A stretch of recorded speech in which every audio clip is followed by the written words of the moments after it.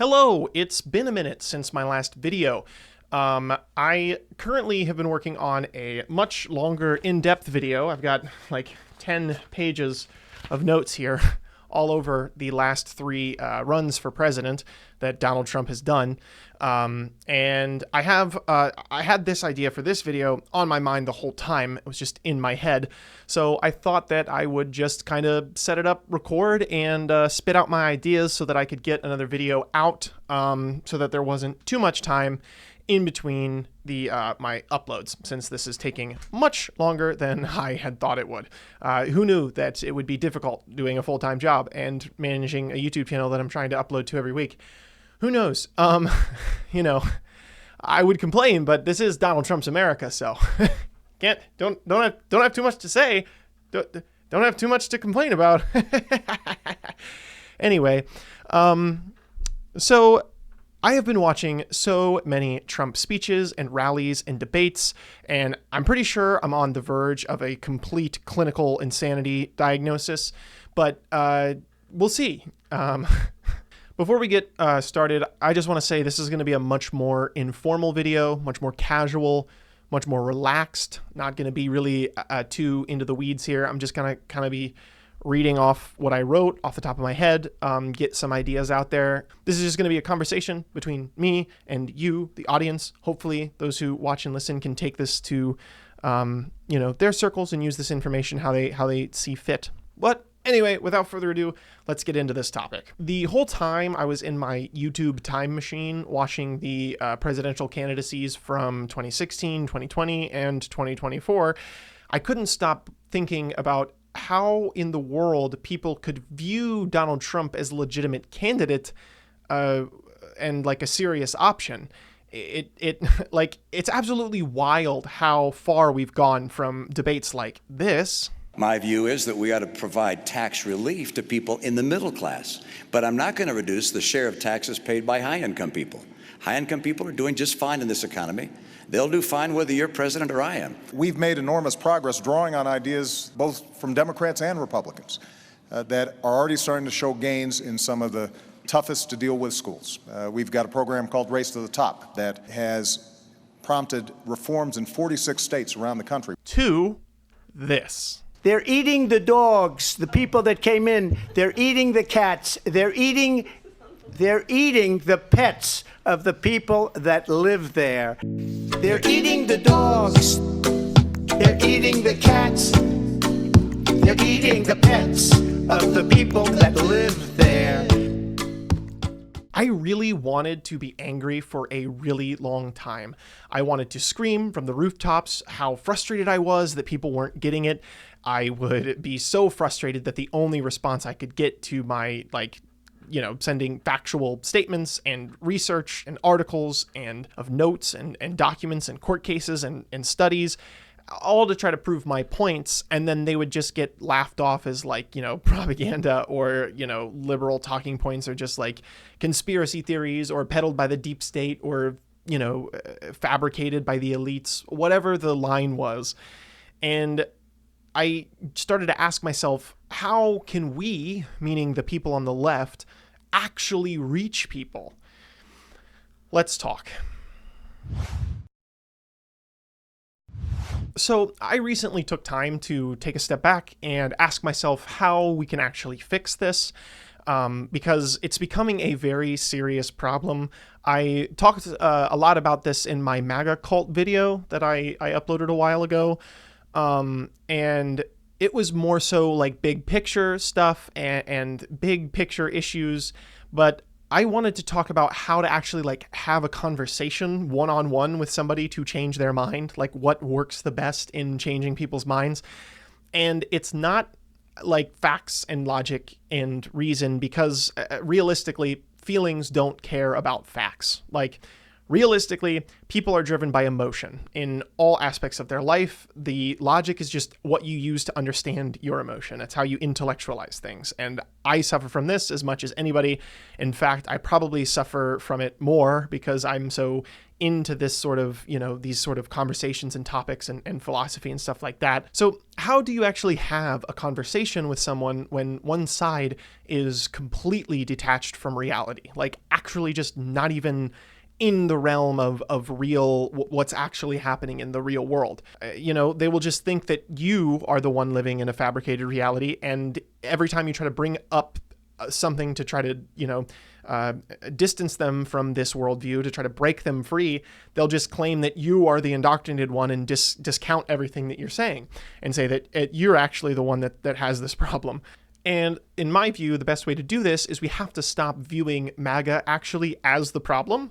Like, MAGA is not really the problem. I mean, it is like the kind of manifestation of the deeper set issue, but it's not itself the problem. Like, MAGA is just the manifestation of like our flawed education system. Like, it would just have taken another shape. There would have been another populist who pushed for these extremely radical ideas that a bunch of people would have supported, because the issue is not necessarily like MAGA in and of itself, but rather that people aren't really able to think critically or take apart like things anymore. We're like very much driven by these algorithms, and our exposure to information and media is very tailored to a specific thing, and we just get set in these echo chambers and these grooves where we cannot actually remove ourselves from those environments to get a more nuanced, better view of things. I just want to give a personal example of how to talk to people individually that might help you actually make some ground in political conversations. This is a story of me and my girlfriend, funnily enough. Our entire relationship started because of a conversation between extremely conflicting worldviews and ideologies. So I want to give that as sort of a case study as to what is actually effective in changing people's minds. This is going to be on an individual level, and assuming that you know the person that you're going to talk to and you know them well enough that this is going to be probably an extended conversation, like family members, cousins, close friends, people in your inner circles that you actually see on a regular basis that you can challenge and have these conversations to sort of chip away at this foundation of misinformation that they may have fallen victim to. Hopefully, all of this in a way that people understand isn't a rejection of them as a person, but just a rejection of their ideas and then the ideas they have, not necessarily them as an individual or their values or like attacking them. You're just attacking the things that, they believe, which I'm really hard for people to differentiate those. But I think you'll see as I talk more what I mean and how we can maybe separate those into two separate things. But it's more important now than ever to reach out to these people who may not be fully bought in yet to the MAGA cult, because things are getting really, really bad. Every day we're getting closer to, in fact, I think now we can officially say we are in a constitutional crisis. This whole over the border stuff with the illegal immigrants to El Salvador, the work camp, the labor camp. Yeah, that's just absolutely insane. I like every single day there's a new article that just blows my freaking mind. Like, I can't even believe we're here, but hey, we're here now. Let's do something about it. Anyway, we need to build a better coalition of people who can take on this administration. I want to say that I don't think this is how we should handle it at a large scale or like on large political platforms, or how you should engage if you're like only going to talk with them one time. You can have much better turnover with like an aggressive style debate if it's people that you're not really close with, or you just kind of like, when you have like a big platform to use. This is more of a video for like individuals, like what you can do. I think the whole point of this video will be what you can do individually on an individual level, talking with people who you're close with to get them closer to outside of that sort of misinformation sphere. All of that said, why should you listen to me about all of this? Why does my opinion matter? Why listen to what I am saying? I come from a background in philosophy. That's what I'm studying in college. Hopefully, maybe I'll turn that into a law degree. I don't know. But that's the goal. But I would love nothing more than to own people in the marketplace of ideas. But the only success I've actually had with changing someone's mind was, it came from a place I wasn't expecting at all. For context, it's important to mention I grew up extremely Catholic. I'm an atheist now, but I grew up Catholic, went to a private Catholic school, and the town that I lived in was vastly majority Catholic. And I was surrounded by people who had a worldview that was completely different than mine. And I sort of, ever since like 6th grade, had questions and sort of discussed philosophy with the people I had access to. At the time was just priests and people in the congregation that I grew up in. But I basically was discussing religious philosophy since I was 12 years old. And absolutely I loved discussing those things and having conversations with people and debating with people, especially like creationists, mostly is how it started. And then that just sent me on a whole different path. But sort of tangential to this video, I want to skip over that for now. The point is, when I met my girlfriend, you don't know her, she goes to another school. She was a cradle Catholic growing up, and she was from another town, another small town nearby. And the only reason we ever met each other or ran into each other was because I majored in vocal performance my first few years at college. And my mom was begging me to do something because the COVID shutdowns were, in full swing, and all of the performances I had been in and was going to do all got canceled. So I signed up for a local talent show, and my girlfriend happened to also be doing the talent show. And when we signed up for the audition slots, they were right next to each other. So we both got there pretty much at the same time, and we kind of just hung out there until our audition time and got to talk a little bit. And then basically, long story short, we hit it off really well, and then we started hanging out. And my friend, funnily enough, texted me, and he went to high school with her. It was my best friend. And he was like, hey, I don't know if you know this, but she is extremely Catholic. You guys might not, be well together. So one of the very first times we hung out, I think it was literally the first time we hung out, I told her, I was like, hey, I want you to know that I'm an atheist. If this is a problem for you, we should work it out. Or if this is too much for you, then, we should probably not a good idea. But fast forward 4 years, she's now more of an atheist than I am. At this point, I had been arguing religion my entire teenage life, all throughout high school. I even transferred high schools because of how much I was just uncomfortable with worldviews and just the teaching styles. And I needed to change schools. I could not stand going to a Catholic school anymore. This was the first time I actually genuinely changed someone's perspective. And what was the difference, you might ask? Well, I genuinely let go of what I believed in order to engage with what she had to say. This doesn't mean you have to abandon your convictions or what you believe in, but it just means you have to dedicate the time and effort, which is why I said you should only really do this with someone who you spend a lot of time with. It doesn't have to be, the center of your relationship, but it should be with someone who you spend a lot of time with, because this will take a lot of time out of your guys' relationship if you do this. Now, if you truly believe that you are on the right side of the conversation, then you should have no problem giving up your convictions to sort of pursue this truth, right? Because you're just going to, arrive back where you started if you truly think you already have the answer. You shouldn't have any fear letting go and sort of re-investigating this question. But if you decide to do this and actually commit to it, then it's only a plus side for both people involved. You will get a better perspective, a better understanding, a more nuanced view of whatever the conversation is about, in the real world, politics, and they get to sort of, experience what it feels like to actually let go of your beliefs. Like, you can actually sort of shred and let go of okay, yeah, I'm gonna completely open my mind to this new worldview and let myself sort of experience it fully and try to understand where, these other worldviews might be coming from, or these other people how they might be seeing the world. It's sort of like a crash course on empathy. But this is only a good experience for both of you. You need to approach this not as a debate, but as just a conversation trying to figure out something. I led with honesty, and I said, listen, I genuinely think that I am right here, that I am pretty concrete in my understanding of how this all works. However, I would be more than happy to open a conversation with you and dive into these topics and into this conversation with an open mind.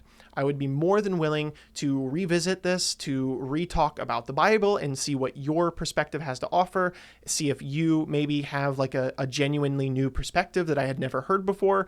And I gave them the benefit of the doubt. I said, I'm going to open my mind and let you, try to convince me otherwise. And that sort of honesty and that letting the walls down, if as it were, goes a long way in letting people know that you are open to having an honest and good conversation. And I think that's really, really important for these really contested topics with politics as well. As hard as it is, we really have to let go of our convictions, like genuinely, we can still, you don't have to not believe it anymore. I was still fully atheist the entire time. I never was unsure of my position. I was never convinced, but I genuinely listened and I gave them my thoughts and I said, hey, this is what I think. And when they would bring up questions and ask me things, I would say exactly how I felt. I'd be like, I think you're wrong because of this, this, and this. It wasn't adversarial or aggressive, but it was honest. And that's the exact same energy you need to have in these conversations. The real reason in my mind that this was so successful was because we had this conversation to start. When we very first started talking about it, the first time we were discussing this, we sat down and we were like, listen, we're going to let go of all of the stuff we think we know, and we're going to genuinely try to answer this question from an even playing field from the get-go. We're going to restart basically. And we're going to go one thing at a time, and we're going to be completely honest with asking questions and interrogating each other's positions. And this isn't going to be a debate. This isn't going to be a, my side versus your side. This is going to be two people genuinely trying to investigate to get to the truth, the right answer, not the answer we think is right or that we want to be right, but we're going to work together to hold each other accountable to get the right answer. This is the sort of approach you need to take with politics as well, because unless you have this conversation beforehand, there's all of these emotions built in before you even have the conversation. When you just have an exchange where you're spouting off your talking points and they're spouting off their talking points, then you have this preconceived notion. You're already emotionally attached to your side, your argument.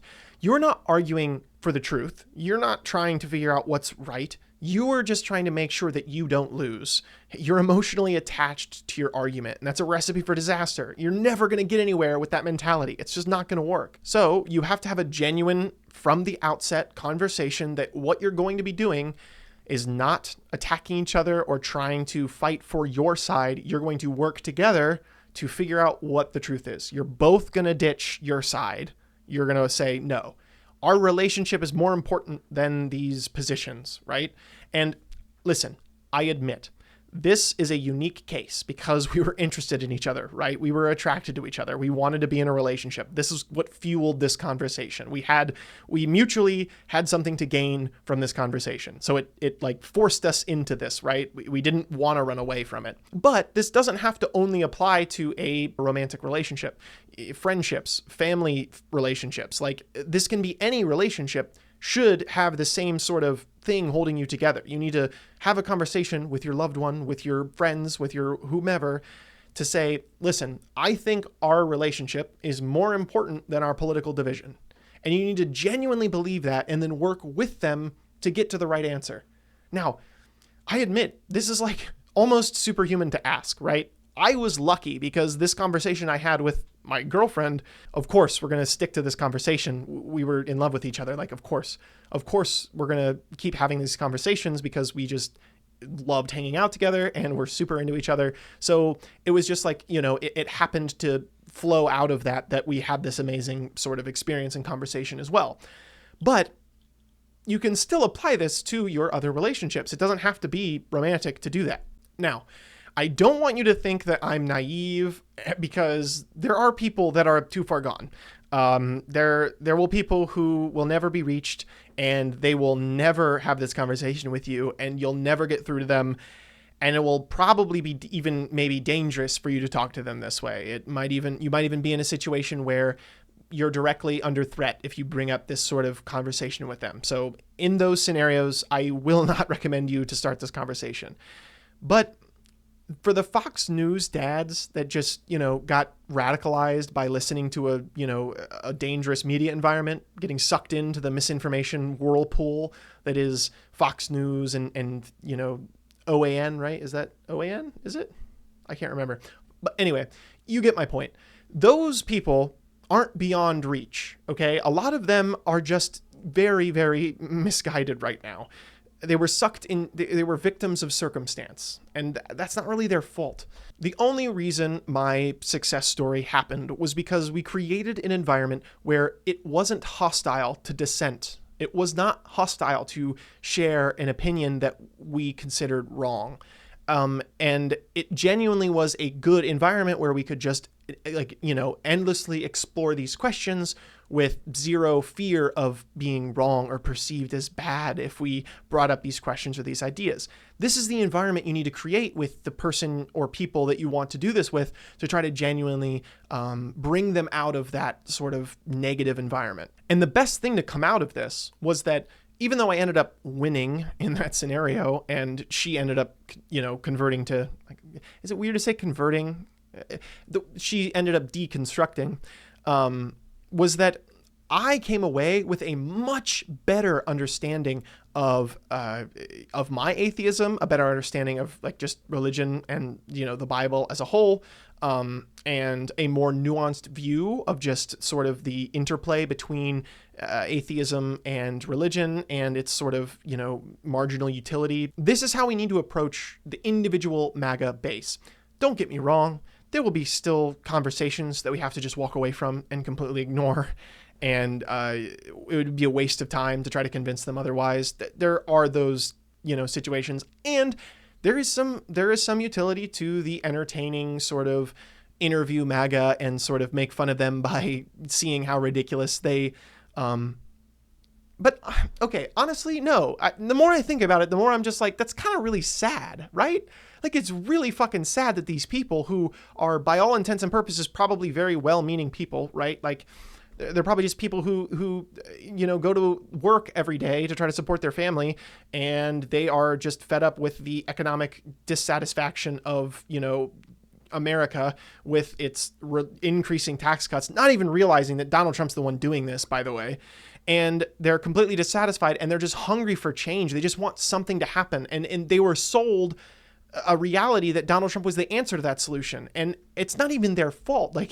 They just got swept up in this movement, and now they're just on the wrong side of history. And don't misconstrue me. I am fully aware that there are people we can hold accountable, and there are Trump supporters who are 100% beyond the pale. They are responsible for their own decisions. I'm not trying to take away anyone's autonomy here, but there are a lot of people who just it's a sad case study of just how awful it is to sort of not know any better. And I don't blame them at all. And it's just sad to think about. It might honestly be superhuman to ask this of people, to ask them to genuinely, approach these conversations in this way and give people this much breathing room and give people this much,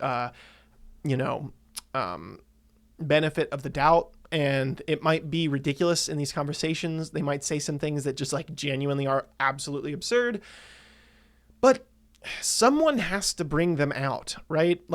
There's going to be a breaking point eventually. Either they're going to be in so deep that they do something obscene and ridiculous, or someone has to help pull them out. That's the only option at this point.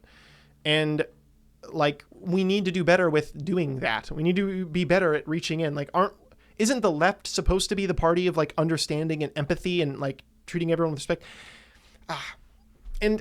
Here's what's so frustrating is that there's also a case to be made that it's already too late, right? There's a case to be made that we're past the point of being the bigger person or being the better person of taking the high road. There's arguments to be made that we're past that point. I mean, genuinely, there's some really fucked up shit going on right now in the government. And I'm sympathetic to those arguments, but not everyone's lost yet. Okay. I think that we are teetering. We're fucking really goddamn close to the tipping point of this whole situation, right? It could go either way. I don't know. It's pretty scary to be up to date with politics right now. And what we need to realize is that because we're so close to the edge, because we're teetering, we need to grab as many people as we can to our side to make sure it tips the right way, right? Like, we got to do something fast and work. And this is why I'm like giving this individual take, right? Because I can't necessarily reach a lot of these people, right? I only have the people on the right that I'm connected to. But I feel like if more people and enough people have this mentality and take this approach to having these conversations with their loved ones, with their people they're connected to, the people they can have these conversations with, maybe we can pull enough people over to tip the scales in our favor, right? Like, we can wake enough people up to sort of push back against this absolute abuse of our federal government. And I just want to stress, when I had this 6-month-long deconversion journey with my girlfriend, it wasn't me just vomiting atheist talking points to her like some lunatic. It was me listening to her discuss Bible verses and asking me questions about my views and giving me pushback for my positions and explaining why I might be wrong about things. And it was just two people trying to arrive at the truth. And that's what we need to go into these conversations with. I know it's super hard because they believe in things that are like genuinely destroying the country, and they're supporting people who are tearing apart programs and tearing apart things that are like actively hurting and affecting people right now. Like, real civil rights violations are happening under this administration. It's fucking nuts. But that's why it's so vital to understand how to have these conversations, right? The reason why I think this is so analogous to religion, and why I brought up this story of me talking with my girlfriend about atheism and religion, even if you might not be of that persuasion, you might not even be atheist. And I don't want to alienate anyone who is religious when I talk about this, because it's like, you are entitled to your opinion. The only reason that my girlfriend and I had this sort of long form conversation about it was because we both agreed that like we couldn't be together if we were this different. Like, if I was atheist and she was Catholic, we couldn't keep those worldviews and move forward with the relationship. So we decided together, like, okay, we'll spend a little bit of time trying to work things out. And if it doesn't work out, then it doesn't work out and we can go our separate ways. Or if we can, work together. And it happened that we just liked each other enough to keep having these conversations until one of us caved. I don't know if that's bad framing of that situation, but the point is, the reason why I think I've so easily transitioned from religious philosophy to political philosophy is because I have the same motivation for convincing people of its truth. These political issues have real world implications, like policies that harm people. The answers to these political questions matter.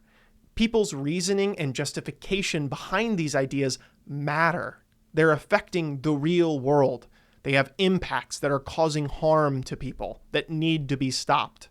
And that's why this is so important. It's why we need to, use philosophy and our understanding of conversation and interaction with people to try to move socially people towards a better society. And I believe we can do that. I genuinely think people aren't beyond the pale of reason and logic and conversation. We need as many allies as possible in this fight.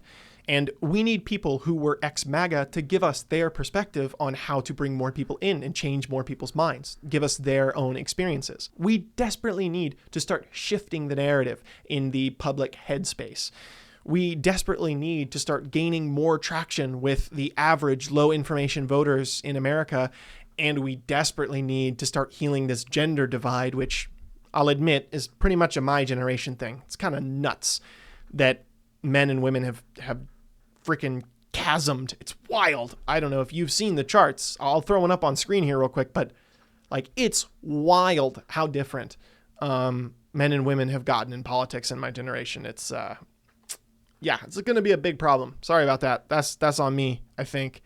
Toxic masculinity, man, gets all of us. All of that being said, thank you so much for watching. And please comment down below if you have a personal experience with convincing someone or changing someone's mind on whether it be politics or religion or whatever. Really, it can be anything. Let me know your story down below, and I would love to hear more perspectives and get more information, get more experiences to pull from in that regard. Also, hopefully I'll have my deep dive video that I've been working on for so long at this point done and uploaded next weekend. So hopefully you'll have that to look forward to. I have have put my Federalist paper project thing on hold for just a week or so, just to get this finished, because I've had too many things kind of cooking at once, and it put me behind and used it. You know what I'm trying to say. Anyway, this is beside the point. Thank you so much for watching. Sorry this was a bit all over the place and a bit of just me rambling at the camera. Hopefully I won't make too many of these videos. These will kind of just be like the intermediate fun videos in between my actual stylized produced content. Anyway, again, thank you for watching, and as always, thank you for your time.